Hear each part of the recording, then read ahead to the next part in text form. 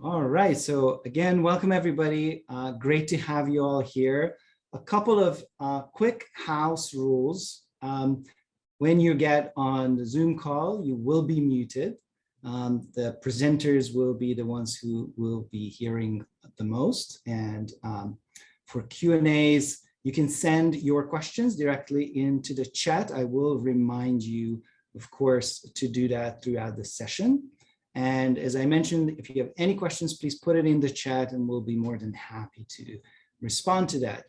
So welcome everybody. My name is Tomasz McKenney. I am a DBCS member and EXCO member, and I'm very, very delighted and excited to be here and moderating this session this afternoon. I have a wonderful team of people who you will be hearing shortly.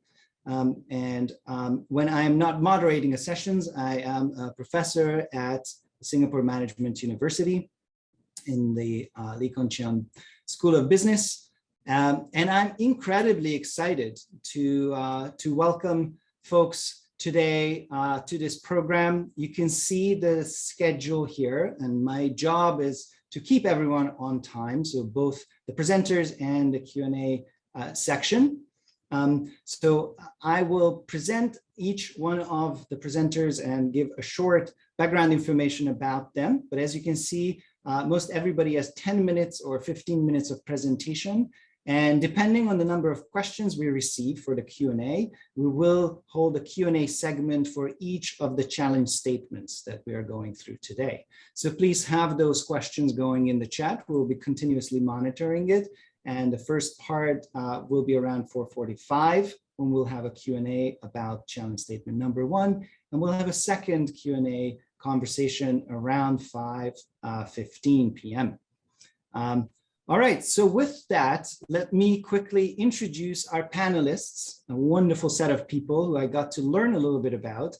And instead of reading out the things you already see on screen, let me just share something really interesting about these folks. So the first person you will hear today from at around 4:10 is Lee Siang Tai, who is a presidential advisor to the Design Business Chamber Singapore. And he is also just recently returned to education, and he's very, very excited about that.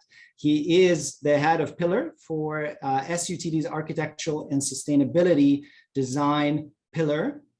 He's a pillar head there, and he shared with me that he devoted his entire life to design and specifically to architecture. And currently, he is really, really working from an educator perspective to drive sustainability within circularity as an end in mind. And I am super excited to hear Lee Siang's presentation shortly after this. Welcome, Lee Siang, to the conversation. All right, our second presenter will be Su-Yu Xian, who is an assistant director at the Water and Food Policy Division in the Ministry of Sustainability and Environment. And she is an economist by training with a very impressive background. But apart from her incredible achievements, she also shared with me that she's a foodie. And as you guys probably know, when you have a personal stake in a problem and in a challenge, then you give your 110% into it. And so you shared with me that because she's a foodie, she's very much vested in and interested in having fresh and high quality food on her plate. So I don't think there could be anyone better suited to talk to us about challenge statement 1 when she will present that to us shortly. After her, we will hear the second presentation, the second challenge statement will be presented by Natalie Na, and she is an assistant director at the Environmental Policy Division, Ministry of Sustainability and Environment. She shared with me that she started actually in healthcare before pivoting into sustainability. And she has the very noble goal to help all Singapore organizations move towards a more circular economy. So I'm looking forward to hear the challenge statement from Natalie later on. Then we have here with us Alan Lim, who is the chairman and the founder at Comcorp. And Alan, the most interesting thing for me about Alan that he shared with me that he is a Trekkie. So he is a Star Trek fan and he goes where no man has gone before. Particularly, he shared with us that the first such adventure that he went with the Enterprise was when he and his company, Comcorp, established Singapore's first rooftop farm. And he has been working ever since on topics like that. And on a daily basis, Alan is actually working with young people to help them grow sustainable food. So very excited to have you, Alan, with us today. Then we have Chi Yap with us, who's the Executive Director, the APAC Innovation and Development Sealed Air. And Chi shared with us that he is very passionate about creating sustainable products. And what I was most interested and excited to hear about is that this particular focus on sustainable products and packaging solutions most recently led him to interest in vaccine packaging. So how he's interested in how the delivery from pharma to customers happen in the economy. So I'm very, very excited to hear from all these folks this afternoon. All right, let me give you a very, very brief 2 minutes introduction on DBCS. So Design Business Chamber Singapore is one of the co-organizers of this event. We were established in 1985. Originally, we were called the Designer Association of Singapore. Then we became DBCS in 2012. And we are Singapore's only multidisciplinary chamber that facilitates collaboration between design and business communities. So what that really means, and this is really what DBCS is all about, is that you can see the tagline there: we deliver better business by design. We truly believe that by facilitating conversations and building a community between designers and the business community, we can be at the forefront and drivers, for example, for sustainable growth. And these partnerships are the heart of what DBCS does. Our mission, as I mentioned, is to create this community between the practice of design practice and the business. And I think in between that, as you can see on this graph, is that social element for doing social good. And we believe in that technology is the one that enables this collaboration community. We have a very exciting initiative that you guys are all here for, the Singapore Design Award. So Singapore Design Award, launched in 1988, was the first Singapore International Design Forum. And this year's challenge statements are co-created with 2 ministries. One is we're discussing here today, the Ministry of Sustainability and Environment, and there will be a similar sharing with the Ministry of Culture, Community and Youth. The first for the awards led with the intention of addressing highly relevant social issues of today, while guided by the national goals of these ministries. So we really, it's true that we celebrate the great ideas and provide a platform for designers behind these ideas, bring them to reality. And this is, folks, your time to ask questions as soon as we presented to you these challenge statements. All right, you're probably all interested in what are the evaluation criteria for these challenge statements. And for many of us being designers, we want to know about them in a highly visual format. So as you can see here, the 5 evaluation criteria are centered around how much empathy, inspiration, impact, business viability, sustainability, and systems thinking there are for each of the submissions. And we will be ranking the submissions based on these 5 evaluation criteria. All right, folks, here is the drum roll of the big seed money that the grand winner from each ministry is $20,000 per grand winner. And there is a $10,000, that means $10,000 per challenge per winner. All right, folks. So I will actually go straight into the challenge statements themselves. And I wanted to read it out first before I have the challenge statement presentations started. So our first challenge is how might we encourage communities to support local produce? So this is the MSc challenge. And then the second challenge with the ministry is how might we as designers create more sustainable products? So with that, I wanted to leave you with the note that if you have any questions and further clarifications needed, please check out our website, www.dbcsingapore.org, or contact our wonderful secretariat team who are on this call. So you can say hi to them in the chat. You can call them at the number there or email us at info@dbcsingapore.org. All right, wonderful. So with that, take a look at the challenge journey. So as you can see, the timing is all here. I know many of you want to take this in focus and jot down the dates into your calendars. It's also on the website, so you can certainly refer back to it over there. All right, with that in mind, I would like to give the floor now to Lee Sieng, who will talk to us about these challenges, and he will give an introduction on them and the design inspirations behind them. Lee Sieng, please take it away. Thanks, Tamash.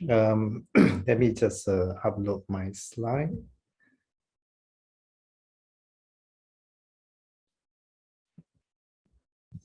Okay, just a minute. Can everyone see my slides? Okay. So as you saw earlier on, DBCS changed its name from DAS to DBCS in 2012. I was the president together with my team responsible for that. It's a milestone change because we believe that design and business really should come together. They should not exist in silo. And just about the same time, I joined, no, slightly before that, I joined SUTD as Board of Trustee member. So fast forward 10 years on, I'm back to school. All right, let me try to move the slide. Oops, sorry.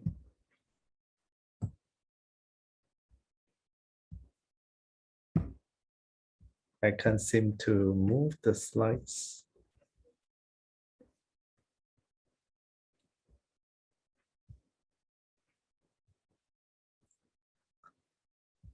Looks like there's some problem with moving the slides. It's moving backward. Okay. All right. So let me just get into it. As I understand, there's a lot of discussion about sustainability. And I spent also quite a number of years traveling around the world, advocating green building because I'm by profession an architect. And the big question, the elephant in the room by about 2015, 2016 was, does the whole world has even a target to work towards? So when I assumed the role of chairman for World Green Building Council in 2016, we decided that we should call a spade a spade. If we really believe that we want to bring global warming down to 1.5 degrees Celsius, and we really believe that we want to bring down carbon emission, we better tell the world where we should be heading. Otherwise, we're going nowhere. So at the back of envelope calculation, again, it's not rocket science. We quickly knew that the only answer is net zero. And it has to be really fast, not slow. So the simple calculation, as you all know now, is really working towards 2030, 2050 with varying targets. But even that, we're not very sure we're going to get there. But a target is better than no target. So likewise, when I move on to SUTD to head the architecture and sustainable design pillar, and I'm also deeply involved with SUTD sustainability plan, it is no guessing that we have to make net zero world a part of our design vision. So we foresee that in the steps ahead, in the years ahead, we really have to see transformation of lives by design. And that coincides very nicely with what DBCS is doing. And we'll talk more about the important role of design. And the business world really has to think about transforming its model from the linear model to a circular economy model. And we must all collectively aim to bring carbon emission down to zero. Can we do it in the next 50 years? Even if we can't, we should try. If not 60 years, if not 70 years, hopefully in 100 years. So the context is, again, not new to all of us. I don't need to mention more. You have seen enough footages of climate change. I mean, look at the flood that just happened in Singapore. We thought we were safe. Not exactly. Whatever that was planned for once in the 100 years flash flood could recur very quickly. Pandemic is an interesting event that happened. I know many people consider it as catastrophic, but I look at the bright side. I look at the half glass of water full, that it is actually forcing us to re-examine a lot of the paradigms, and you won't get this chance again. I mean, we don't wish to have another pandemic. 1 year, 2 years, sufficient for us to see the things that we have done that were wrong, the things that we could do, and we should try to do. Okay, along with it, there are other issues like social unrest and polarization of wealth. They all come about together because we have to tackle social, economic, and environmental sustainability concurrently. You cannot take each one of them apart and address them individually in silos. Now, this is an interesting graph about the evolution of design. And this is where I'm going to suggest that design has a big part to play in dealing with the issue of sustainability and circularity. So those of you who study history will know very well about the Renaissance and how design was emerged then as art, and things were made in a bespoke manner. Beautiful paintings, one-off, the Mona Lisa, you can't do more, you just have one. And again, many inventions start to be developed. But again, they are one-off creations. By 1800s, you have the Industrial Revolution, where technology and design begin to merge together. And you have seen how it catered to the needs of masses, where Industrial Revolution bring about mass production, bring benefits to society. Now, we know very well about the digital age, but how does it impact the design sphere? This is where SUTD, we have internal brainstorming and agree that the evolution of digital age is going to bring us into a new era. I coin it design intelligence. This is where design no longer is based on technology or art alone, but it's based on big data, it's based on AI, machine learning. And why does it have to be that way? For the simple reason that global issues are now brought to a single platform where we collectively have to address a very complex ecosystem that touches many things all at one go, including health and well-being, global pandemic, disasters, urbanization, food, water resiliency, and many more. So it's going to be a very exciting, I would say 50 years, if not longer, where we're going to see design and intelligence coming together. What does it do for us? My take is that it's going to bring about personalization and mass customization. Just to quickly mention, we recently published a book in SUTD under the architecture pillar, where using AI, we produced 700 copies of books, each with its own individual cover. Now, that's not possible before, but now it's possible. So to me, the future is exciting. And what should the next 100 years design look like? As I've already mentioned, more intelligent, where AI and ML will change the way everyday products are made. It's going to be more personal. Smart tech will enable products to be customized to meet everybody's needs. And this is something which I'm quite passionate about, is making things more affordable. I think this is something we kind of miss sometimes when we keep on talking about the evolution and progress of design, where inevitably we actually make things more expensive. So I think this is something we should address right from the beginning, is that design need not be extravagant, design need not be expensive, design can be affordable. And I hope that we take, designers take this into serious consideration. All right, we have also more recyclable, and we need to ask ourselves this question, the future of products. Are we prepared to say 90% of everything that we produce are recycled? I think there are already such discussion going on, not quite in Singapore, but this is something that's inevitable if we want to tackle the issue of circularity. Now, to do all this thing, design, of course, offers innovation and offers the kind of new thinking to how to produce it.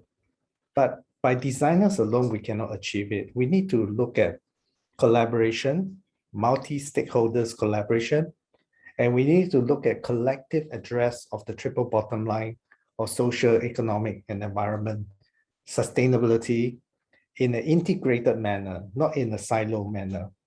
So we have to all come together now and work across platforms. This is something that I would say in a very competitive commercial world is unthinkable. But I would say that in the last 3 years, I've seen much better collaboration across sectors. I think in Singapore, we are very blessed to have both the public and the private sectors coming closer and closer together through efforts like Alliance for Action, through different initiatives like Emerging Stronger Task Force, again, helped partly by the fact that we are all facing the challenges of COVID-19. But there's one missing element. I think we can do more, which is the people sector. The community should now be included in this collective dialogue. Now, I want to just quickly touch on this triple bottom line aspect where we must now look at circular economy across social, economic, and environment closure. There's no use talking about the past of linear economy. We must now design with everything with circularity in mind. Now, just using this simple diagram to explain that the current status quo is that we are quite strong in the linear economy, where we look at first half of the circularity with a lot of confidence, a lot of intervention, where we advocate sustainability. And it's not surprising that in Singapore, we have government playing an active role there, and the big companies, and now we're starting to see SMEs playing active role in the kind of first quarter or first half of the circular economy. But where are the gaps?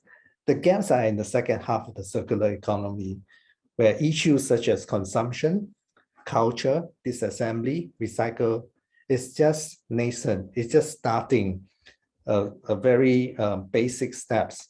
So I think this is where we need to ramp up. And we at the SUTD, I think, are starting to also realize that this is the area we can contribute the most through our research and development. This is my last slide, where I advocate that there should be two kinds of efforts when we talk about co-creation, ground up and top down.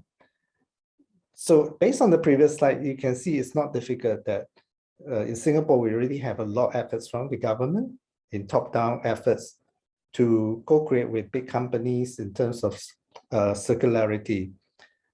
But equally important, I think we need to encourage community and small SMEs to bring up ground up ideas. Now, they may look small on the circular journey, but I believe in the principle that you aggregate them, you bring them together and bring them to the same table of dialogue with the big companies and the government agencies. Then we can plug the gaps. Then we can close the circular economy loop. So I leave you this final slide to think through how we should do that. And I'm more than happy to actually be a part of this circularity model and pay host to any one who wants to have this further discussion. So thank you very much for your attention. Back to you, Tomasz. Thank you very much, Li Xiang. This was so inspiring. Thank you so much for sharing with us. All right, without any further ado, may I invite you to share with us the challenge statement 1. Yeah, thank you, Tomasz. Just give me a while I get the slides up. And while she's doing that, may I please encourage everyone who's on the call to submit your questions as it pops to your mind into the chat while you hear about the challenge statement.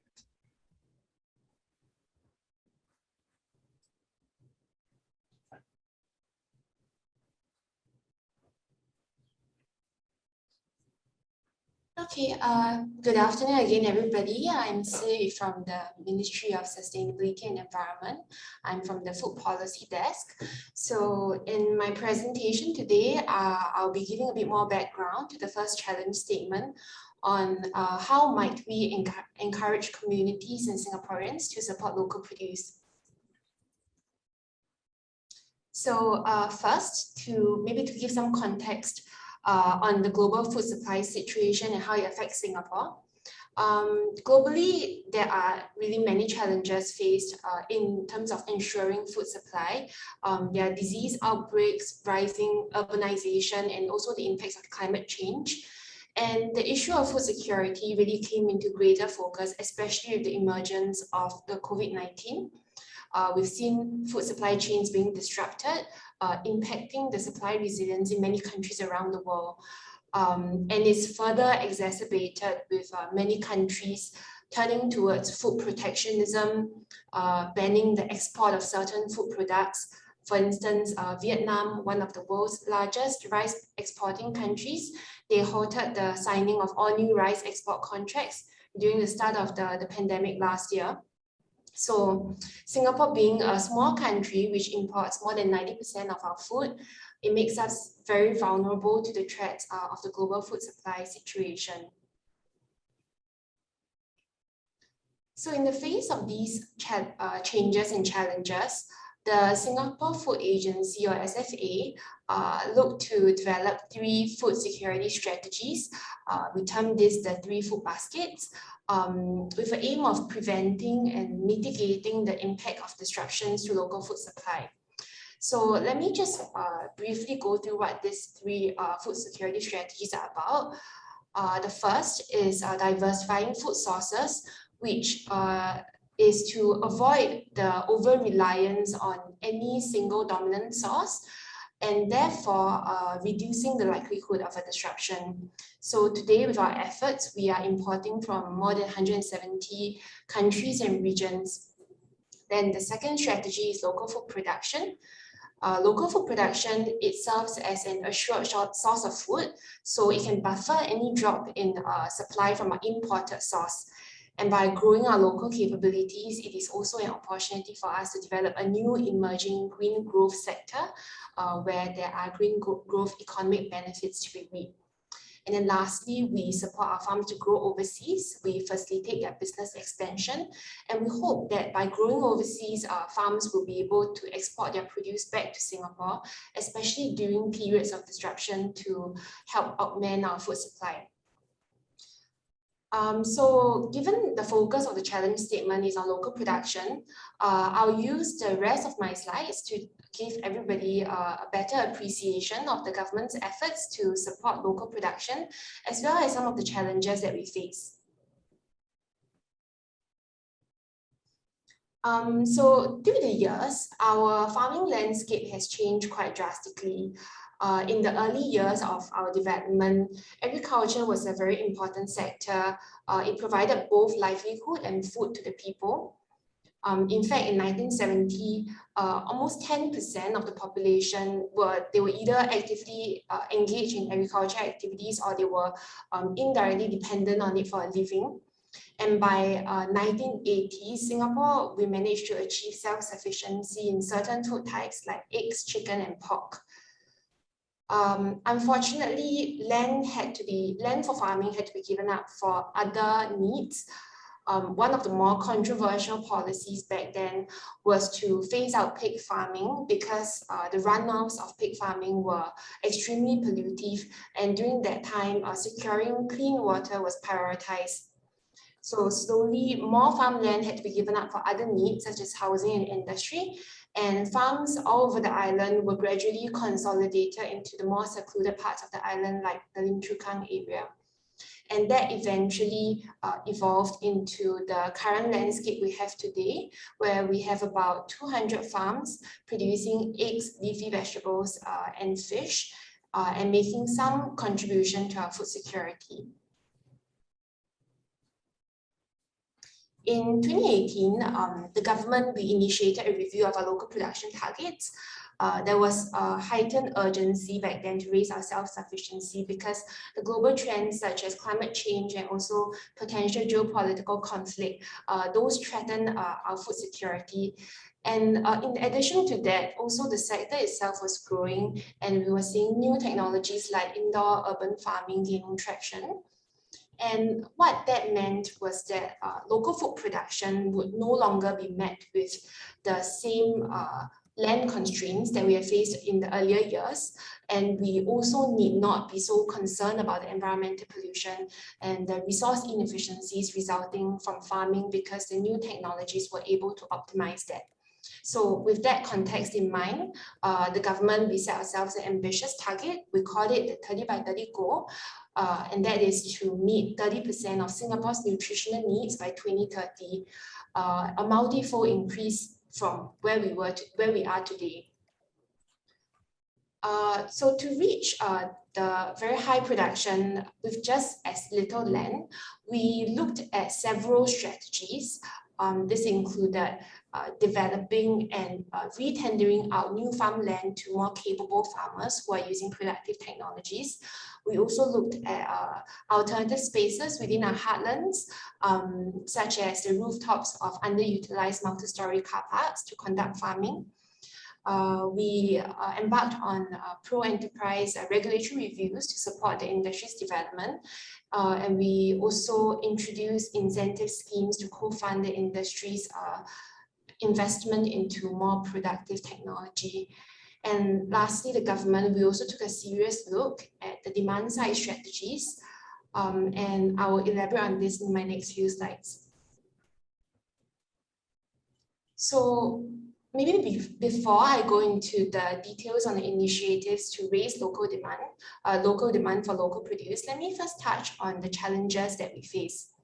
So an increase in local production must be matched by increase in demand for local farms to remain commercially sustainable. And Singapore being an open economy, we cannot just rely on subsidies which will end up distorting food prices. Therefore, while local produce tend to be higher in price due to the higher cost of production domestically, it is important that farms themselves build value propositions so that consumers are willing to pay the premium. So beyond simply branding local produce as fresher than the imported counterparts, some of our farms have gone above and beyond to offer more differentiated products. So to give some examples, for our egg farms, for example, they use specially formulated feed, and that enables them to produce what is considered designer eggs that are fortified with more nutrients. Our indoor vegetable farms, they are also able to design environmental conditions and also formulate their substrate to alter the taste of vegetables to suit the Asian palate. And then for our fish farms, some of them offer individually portioned fillets that are more convenient to prepare than the normal table-sized fish. So to complement the farm's efforts, the government have been also doing our part to raise demand for local produce. So some of the examples are highlighted on this slide. Maybe I will not go into the details, but just broadly summarize. So one of it is to inject more urban farms into the community by tendering out more sites. And the objective of this is really to raise the public's awareness of food production and local produce. In addition to that, we also look at promoting and branding our local produce better. So we've rolled out a logo that can be affixed to the product's packaging, and that helps consumers to identify them at retail shops or online, such as Redmart. Then lastly, we also look at enhancing the branding of local produce through introduction of standards. So one of it is a clean and green standard, which we just introduced to certify that farms are grown, the produce is grown by farms adopting more sustainable practices. Then the next slide here, there are just a few more initiatives that the government has been embarking on. For instance, the formation of a citizens work group to invite the public to pitch recommendations on how to raise local produce. So some of the ideas I received are rather interesting, such as maybe like branding local produce at wet market with Made in SG, visual merchandising. Other initiatives include bring farming into homes, so working with NParks to distribute seeds to encourage local production, and then also partnering retailers to install point of sale materials for brand identification. So this is my last slide. So just to round it off, all in all, the government, we've been engaging the consumers and industry to find ways to encourage the support of local produce, because ultimately the spending choices of the public will contribute towards Singapore's food security.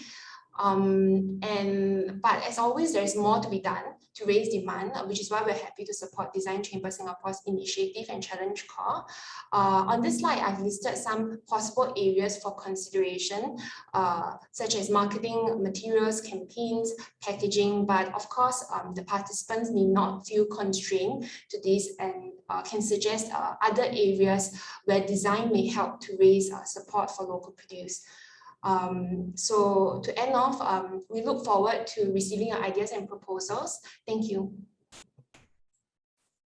Thank you very much, Sayu. Of course, that we could say that the presentation provided us enough food for thought. So let's hope that that's true for everybody on the call. Please submit your questions in the chat about the first design challenge, just to reiterate, how might we encourage communities to support local produce? And while you're doing that and thinking about that, I'd like to invite Alan Lim to provide us with a case study related to this challenge. So Alan, please go ahead.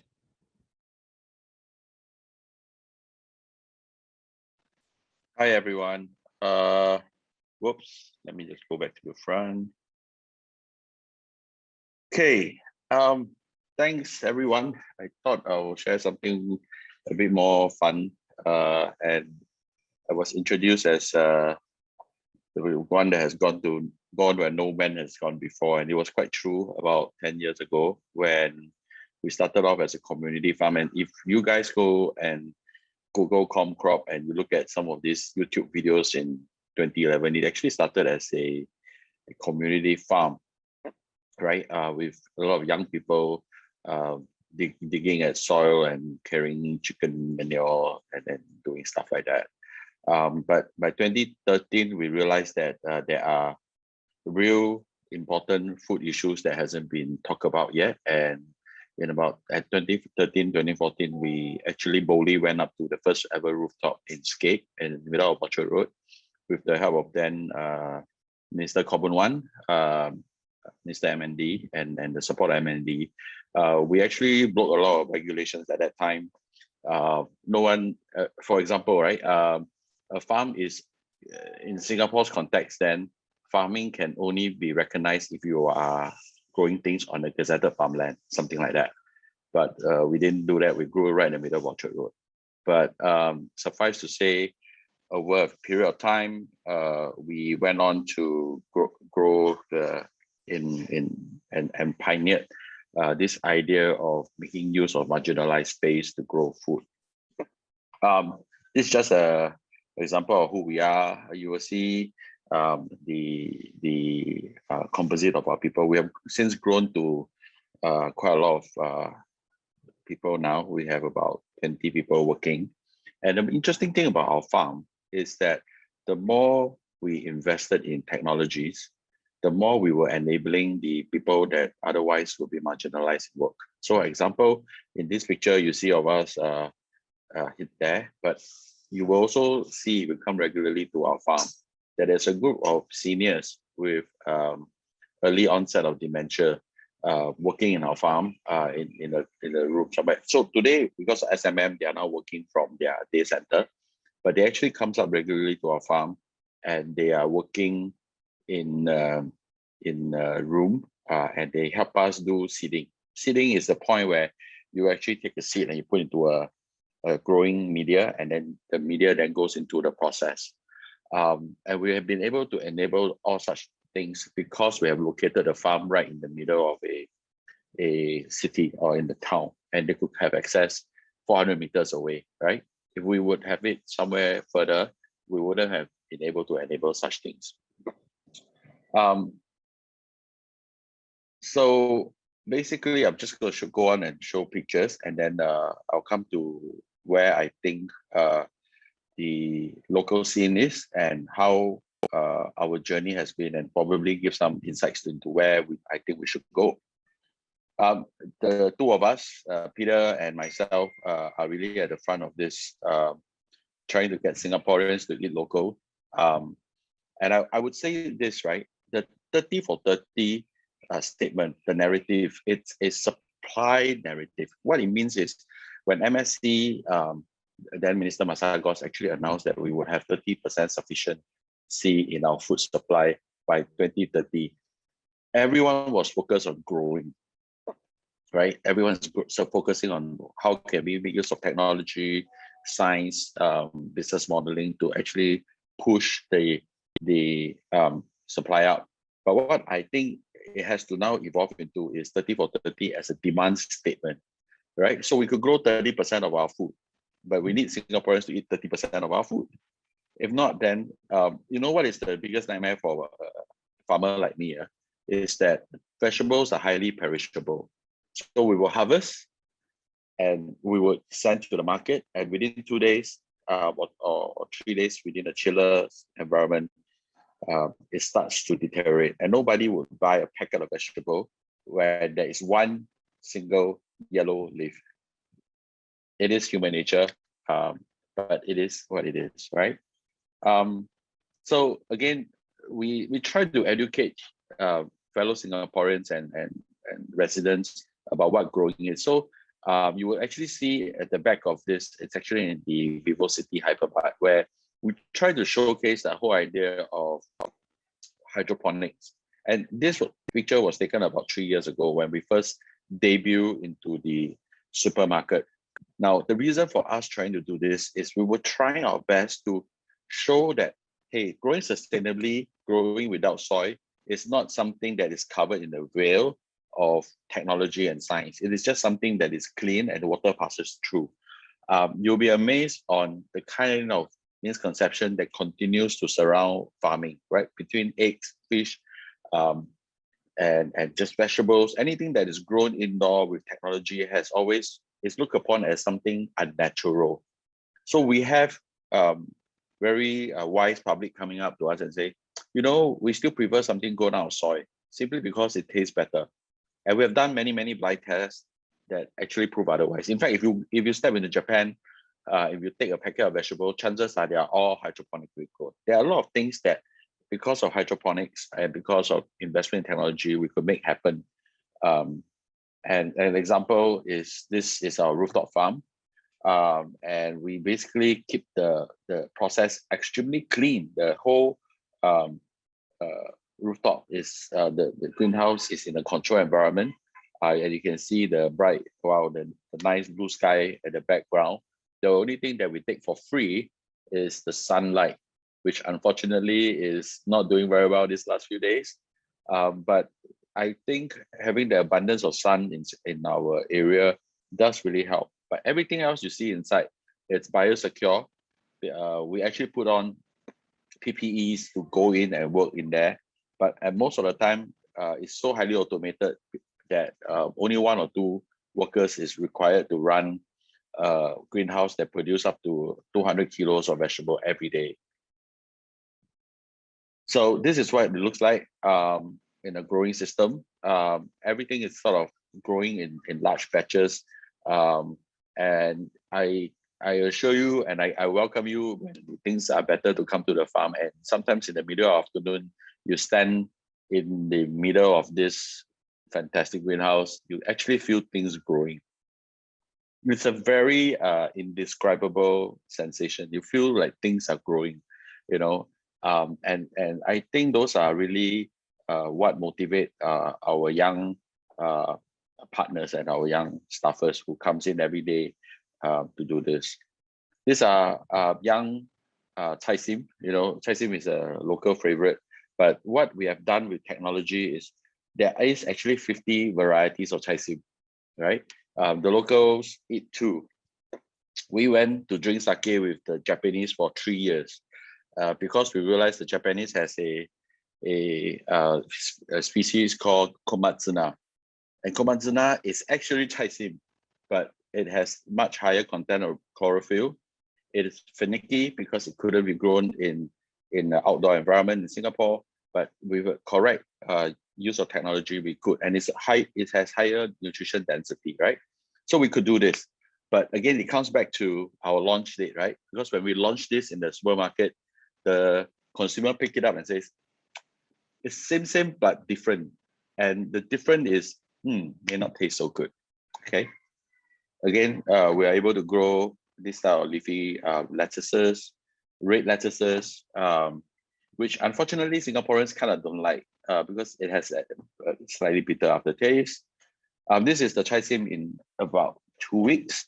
In fact, in this variety, when grown in Japan, it takes about 28 days, and they have quite a lot of natural resource technology such as temperature, right? But we don't. And we are able to grow this in about 28 days, right?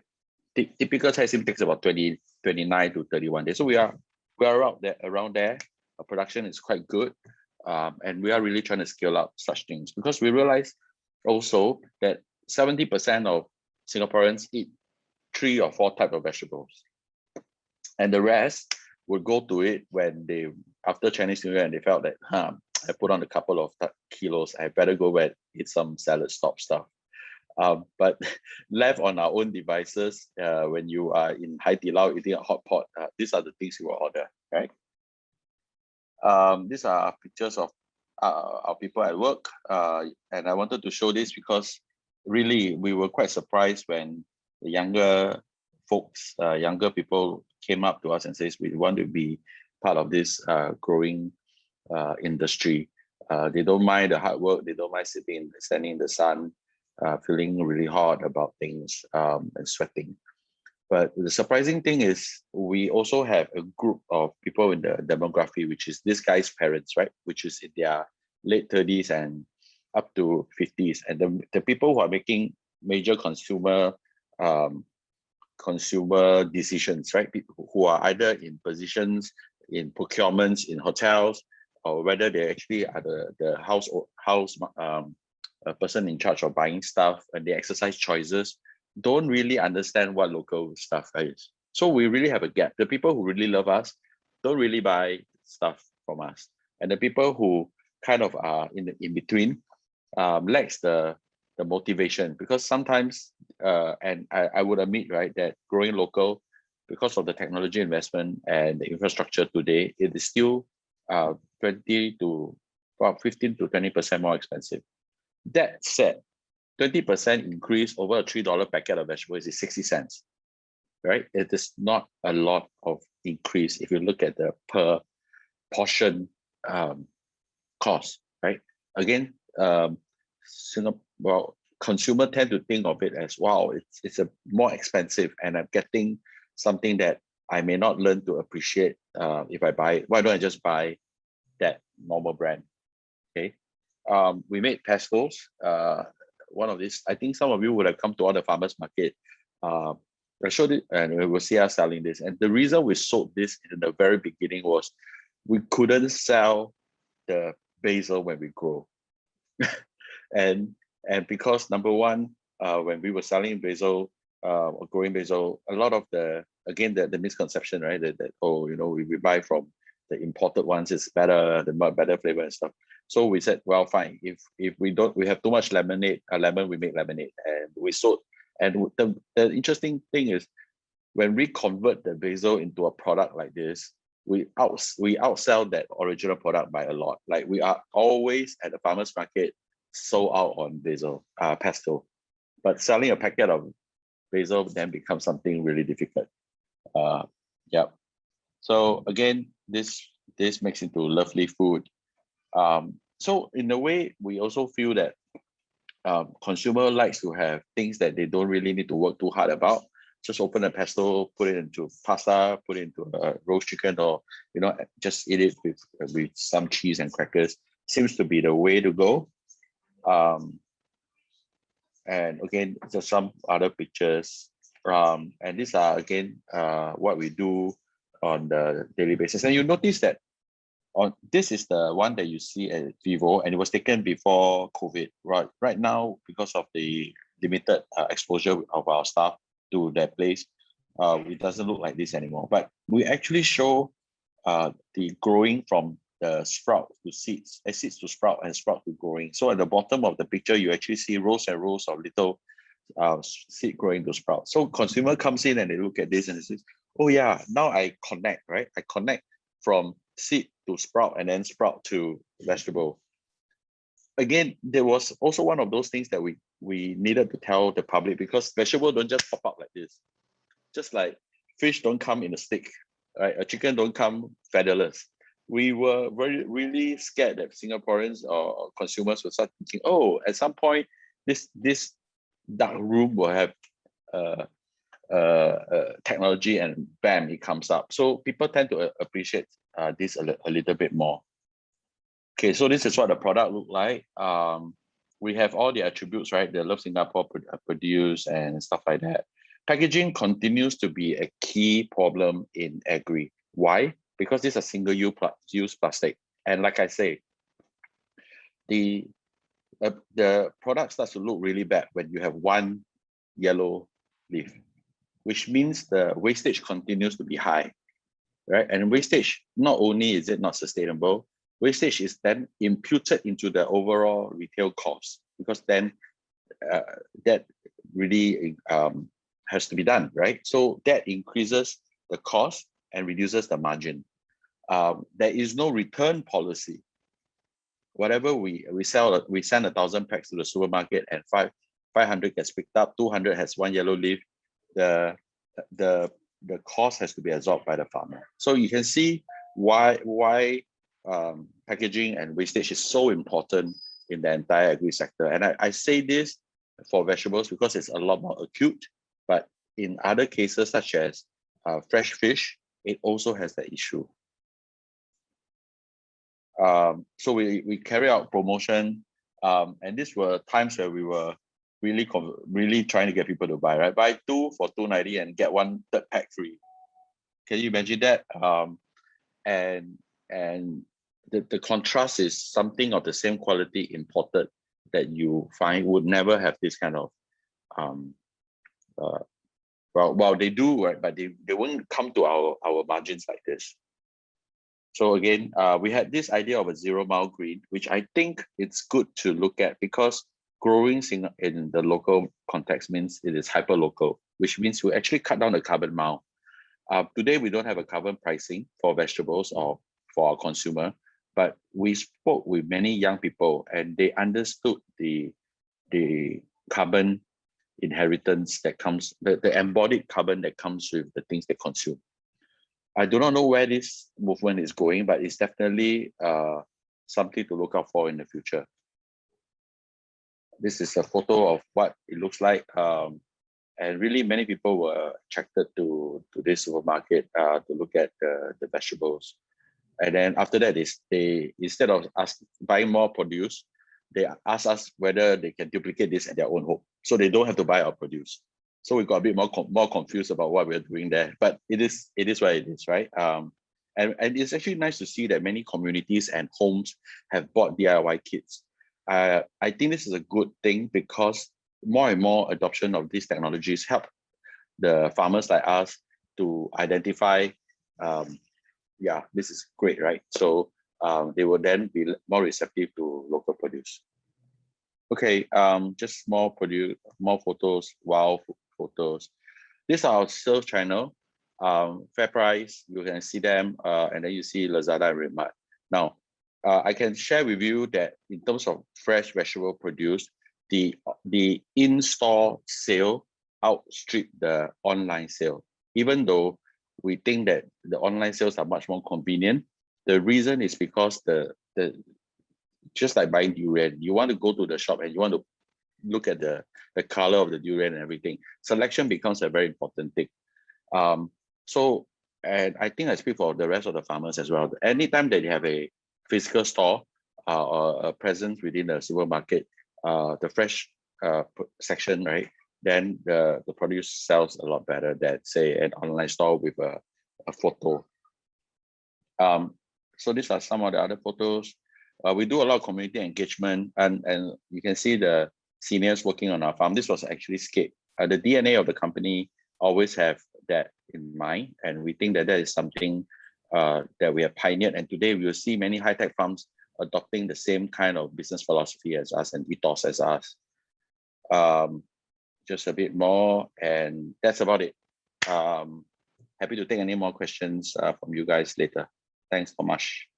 Thank you so much, Alan. It's super inspiring. And what I would suggest at this point, we're running a little bit over time, but it was well worth it. I'm very inspired. Sorry. And I can see the questions in the chat that there are many people who are asking specific questions about Comcrop. So maybe I'll suggest you to go through them and answer them in the chat. With regards to the overall challenge, I still invite people to ask questions, but I think there are a lot of exciting things. One of the things that Alan touched upon that I think Li Xiang also brought up is how I really enjoyed how you said that you basically opened up the challenge of 30/30 from the supply side to start for folks to think about the demand side as well. So I think as designers, we could think about the circularity there, and it probably opens up a lot of ideation and thinking for the folks on the call. So maybe Alan, you can go through some of the specific questions in the chat and reply to all of them. But in the interest of time, I would like to invite at this point Natalie Na to present to us challenge statement 2, and we'll continue from there. But keep on the questions going in the chat, folks. And we can circle back at the end again for both challenges. So Natalie, the floor is yours.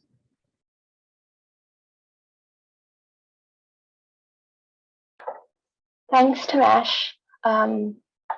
Sure. So I guess I'll provide a quick overview of our waste management system. And it shows that in 2020, we recycled about half of our waste generated. Most of the rest of our waste is incinerated at waste-to-energy plants before the ash is sent to Samakau as landfill. We also have a small percentage of non-incinerable waste that is disposed of directly in Samakau.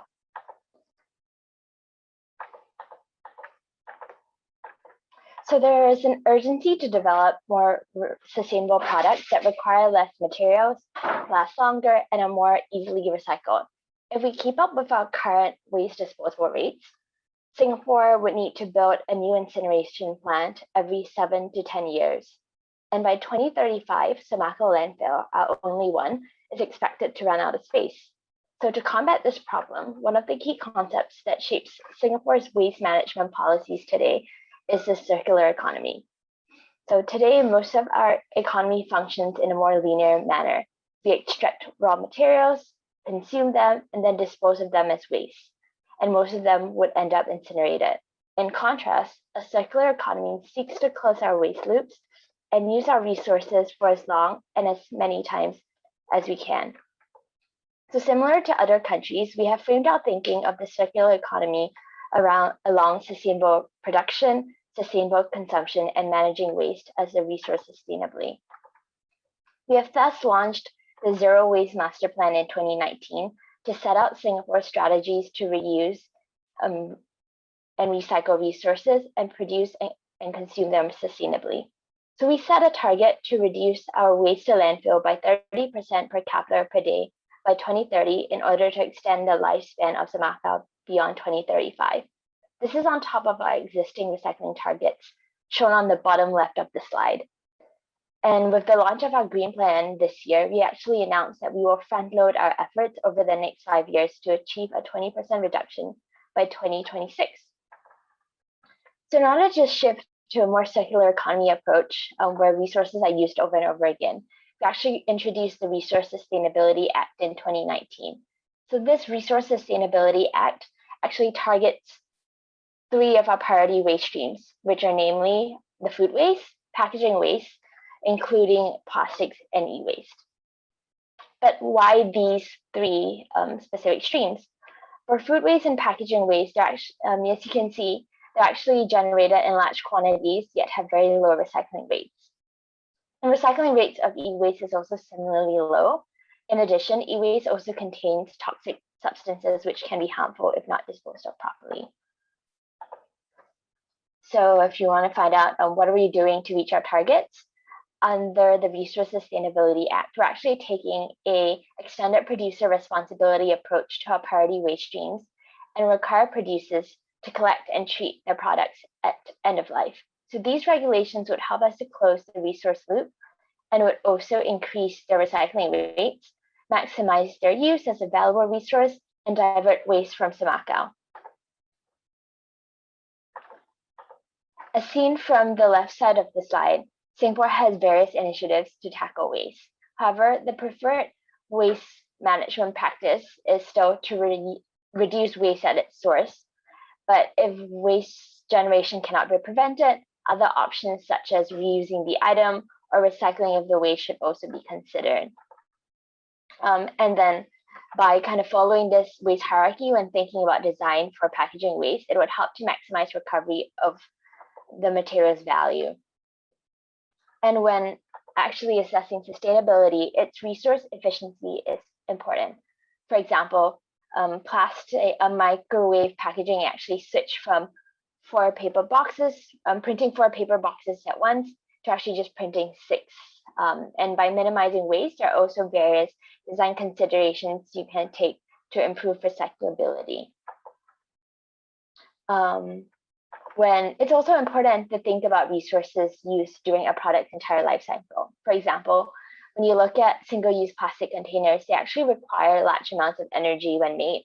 They emit large amounts of greenhouse gases during production and incineration. Plant-based degradable bags may not produce as much greenhouse gases during production and incineration.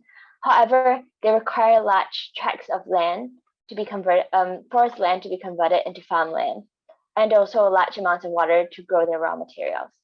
So since waste is incinerated, oxidegradable bags, which are made of plastics, actually have a similar environmental impact to that of regular plastic bags, but they could interfere with recycling processes when mixed with conventional plastics. So it's very important to take the local context into account, and this is also why Singapore does not actually encourage the use of such degradable bags.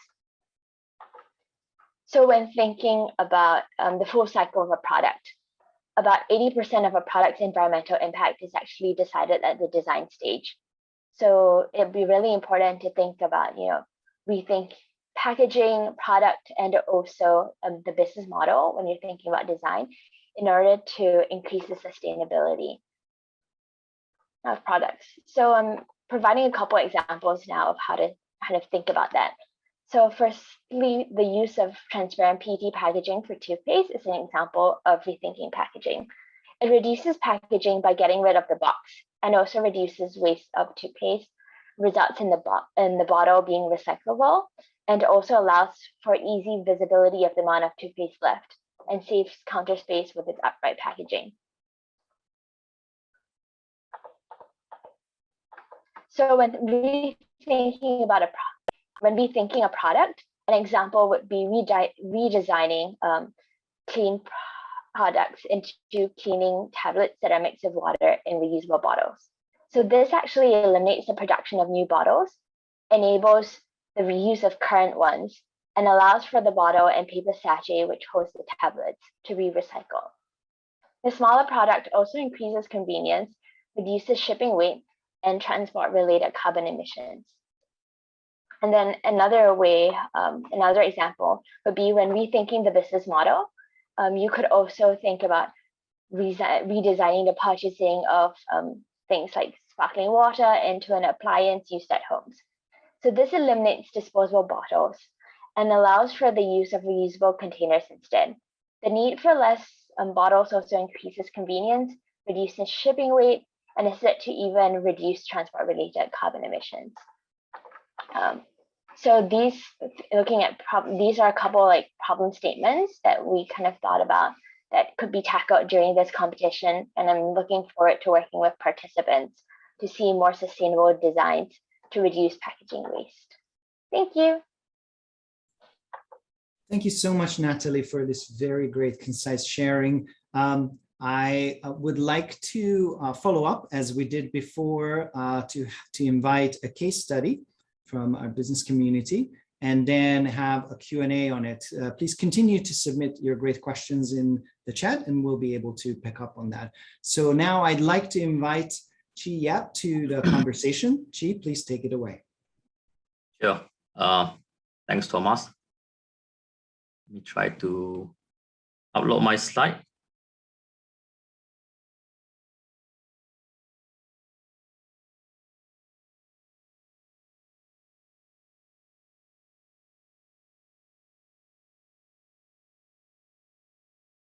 Okay, can you see my slide? Yes, you might want to increase to full screen, but we can see your screen.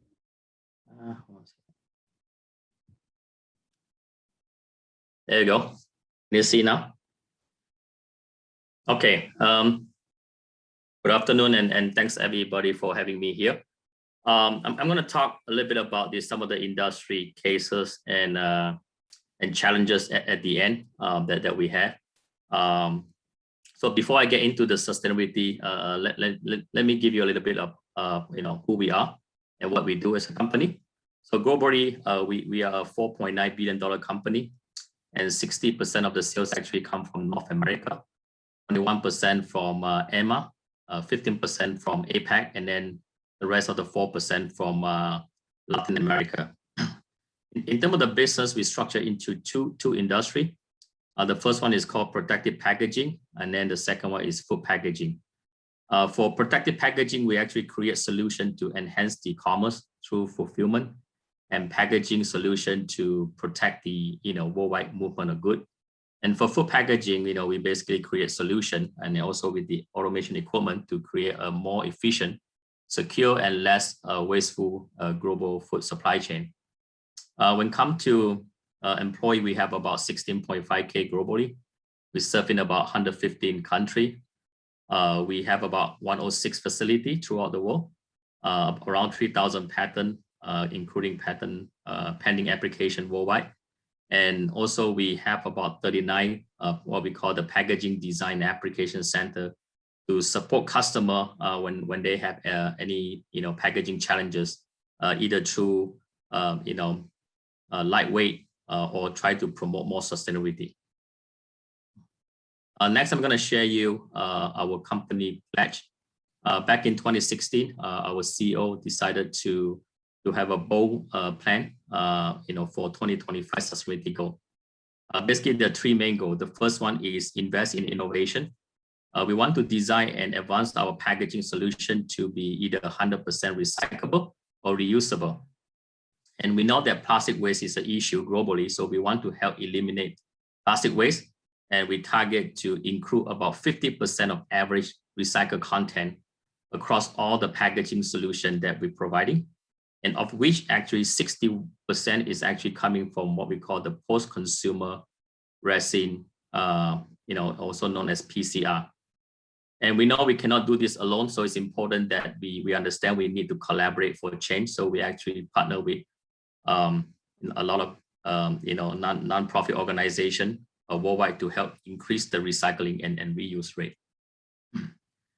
Next, I'm going to talk about the e-commerce trend and insight. As you know, during the pandemic time and with all the lockdown from country to another country, the growth of e-commerce is at least at the double digit, right? And if you look at the top 10 country, Singapore actually ranked at number 2, and this is actually based on the McKinsey 2020 report. So Singapore, has increased almost 71% during that period of last year, and we also seen some trend, shaping, and this pandemic unfortunately is not going away yet. So that has becoming a new norm, right? So e-commerce continue to increase and also create some supply chain disruption, especially trying to get container to ship from one country to the other, and people that from supply chain probably don't know that the suffer at the moment. And also consumers start shifting their preferences, for example, like what Alan talked about, maybe there might be some people prefer local product versus imported because of some of the supply chain disruption. And also in terms of like picking a product, different generation will look at it differently, especially when it comes to packaging, especially younger, group prefer to have more sustainable packaging. And also the other thing is to help enhancing the customer experience. So for example, if you buy something from, Taobao or Shopee, and you want to make sure that when it comes to your doorstep that the product is not broken, it's still intact. Okay. And then on the food side, here's a statistic about global food waste. It's actually estimated to be 1.6 million ton per annum. And it depends on the product. So for producers, it's quite high. It's about, it could range from 35 to 40%. And for daily, it's about 20%. So from a company perspective, we actually look at, how to solve this sustainability and the waste issue. And this is the hierarchy that we're following. And we believe, and I think similar to the presentation that Natalia shared before, it's important to put reduce at the top of the hierarchy. Anything we can do to help to down-gauge, to lightweight the material, we should do it. An example here is a food packaging solution that for protein, there's a technology called vacuum skin packaging. You can actually vacuum down the meat and it's lightweight. And it can help to increase the shelf life, could be from 20 to 40 or 60 days, depending on the whole ecosystem. And then after that, we're trying to promote the reuse strategy. For food packaging, a little bit difficult because reuse, when it comes to food, hygiene is the most important, right? You don't want the same piece of meat that being touched by several people. So it creates some issue with, the primary, for primary packaging market. The single-use plastic is still a primary product at the moment. But then when it comes to moving other good, you can have returnable plastic or container. That's doable. And then the third one for recycling is like I mentioned, the single-use plastic is still a primary barrier material for protein and maybe even produce. And we're trying to help to increase the recycling program, to help lower the carbon footprint. And then if all this cannot be done, then recover is the next one. As either try to compost the material or you actually send it to the waste to energy facility. And then the last one is the least preferred method is to dispose it actually in the landfill. Here are just some of the example I want to showcase that some of the latest innovation we have done, especially in the fulfillment sector. Traditionally, you will receive a mailer with a bubble wrap inside. But the latest innovation is we actually able to create a honeycomb structure paper in between the envelope to increase that cushioning effect. From a value prop standpoint, it's fully curbside recyclable. It's quite cost efficient compared to the plastic mailer. It's lightweight, and you can also enhance your brand by print, do whatever printing on the surface. And at the end, it's a very sustainable product. And we also make sure that the paper product, the paper material that we buy has the FSC certification. Another example I want to show is for paper wrapping. Traditionally, people will use bubble wrap, to wrap the product, and then they have to find a tape to tape it and then put in the boxes before they ship it, right? This is another solution that, is again taking a paper technology and die cut it, with the interleaf in between, and you can wrap any fragile product, and you can still put in the box and ship it. And also we will make sure that the paper will have the recycled content as well. Another innovation that I want to share is, when it comes to shipping, lightweight electronic goods such as iPad or any small devices. Also for cosmetic, or maybe any shampoo or things like that.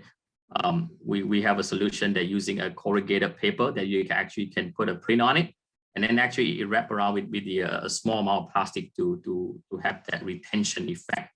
And also we can do the suspension effect inside the box to prevent any shock or vibration during the shipping cycle. And again, this is fully curbside recyclable as well. So last but not least, I want to talk about some of the challenges the industry is facing. For beverage, as you can see on the left hand picture here, that the technology is already available. It's called the reverse vending machine. That they usually strategically put it next to the the beverage machine. After you finish your drink, you can put the PET bottle back into it and collect maybe 20 cents per bottle. And also for aluminum can, you can do it. But unfortunately, for some other high value packaging material is, for example, like the polyethylene foam, which you will see around the the electronic device that you buy, for example, like Xbox and other stuff. The foam is quite bulky. But what I want to share with you is this foam material is actually highly recyclable. And also, we can actually put recycled content into it. So we can actually take it back, turn into a recycling resin and put 80% back into the formulation and reuse. But the biggest challenge is the infrastructure to collect, this type of bulky material back, and how to bring it back into the manufacturing facility and then turn it into another packaging product and sell it, right? Down below, there are two technology that I'm going to mention. One is a mechanical recycling, the other is chemical. Chemical recycling technology is the best so far because it's one of the cleanest technology.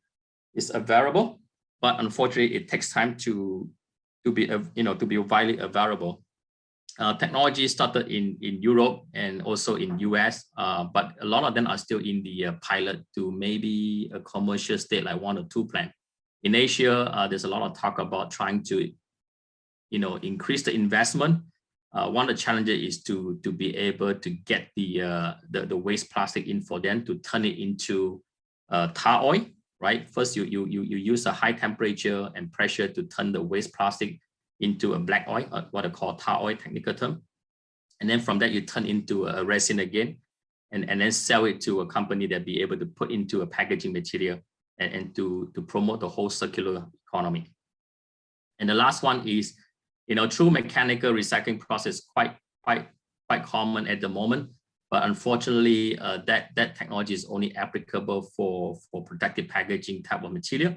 But when it comes to food packaging, food compliance is very important. It needs to ensure that it's clean. For PET, I know there are recycled PET out there in the market that the company will clean it, make sure it will meet their quality standard.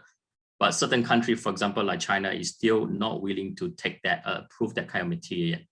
So with that, I'm gonna end my presentation, and thanks for your time. And one more news I want to share is as COA, we invested $5 million in the closed loop circular plastic fund about two couple of weeks ago. And I just want to leave it here and then open up for question and congratulate. I mean, just want to wish all the people that take participation in the competition all the best. Thank you. Any question for me? Thank you so very much, Chief, for this presentation, and congratulations on this last slide. I would suggest the following approach. So there are quite a number of questions specific to you, Chi, that you can answer directly in the chat. And then I'd like to spend about 5 minutes for the second challenge, the questions that came in with that for the Q&A, and circle back to the first challenge since we received a couple of questions. So I think I'd like to ask Natalie actually for one of the questions that came in from participants. And I think Faith asked this question. So what would be your answer from a policy standpoint, right? So the question is that it's not really helpful that recyclables are quite expensive. So Faith points out that it's sometimes 2 or 3 times more expensive than the others. So what is the policy approach of MSC on this question of pricing. And then I'll ask the same question from Chi from, a business desirability standpoint around pricing and any approaches that you have. So Natalie, from policy standpoint. Sure. I think we're very aware of the fact that, right now, given the pandemic and all these issues, that people are really sensitive to prices. So we're trying our best to not specifically say, okay, that's why we're going to change all of our specific materials into something that is more recyclable, because it's going to result in that. So we're trying to have more behavioral nudges that we're going to have. Take, for example, we're trying to get people to reduce your use of it, to think of it a little bit more. So we're coming up with our plastic bag charge that is still currently in the works, to kind of make people a little bit more aware of these times, and you could actually reduce and minimize your usage of such disposables. So that's one way we're looking at it. And then also other ways would be from an innovation point of view. The government's also spending a lot of money in R&D to try to bend the cost curve, so that it would be a lot cheaper to actually use these recyclables. For example, I think even when you look at it from an energy point of view now, a lot of countries say that solar power is actually a lot cheaper, and it's also great renewable energy. So that's what we're kind of doing in order to ensure that hopefully by after a couple of years, it's going to be, cost is not going to be the big impediment. Thank you for that, Natalie.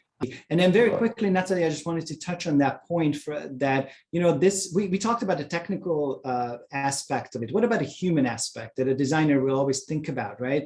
What are those behavioral nudges? I'm very interested that you mentioned that people can think about, right? To increase, let's say, desirability. So I think to a certain extent, as much as we want to push sustainability, I think you still have to think about other trade-offs that we talked about. And I think, Faith had pointed out also things like cost. So the whole point of it is not to try to force sustainability down people's throats, but have them think about it as an aspect of what they're looking at. So, for example, I think the biggest one that I can think of that also probably links together with the food part of it, and carbon too, is the idea of, I guess, such alternative or plant-based meats, right?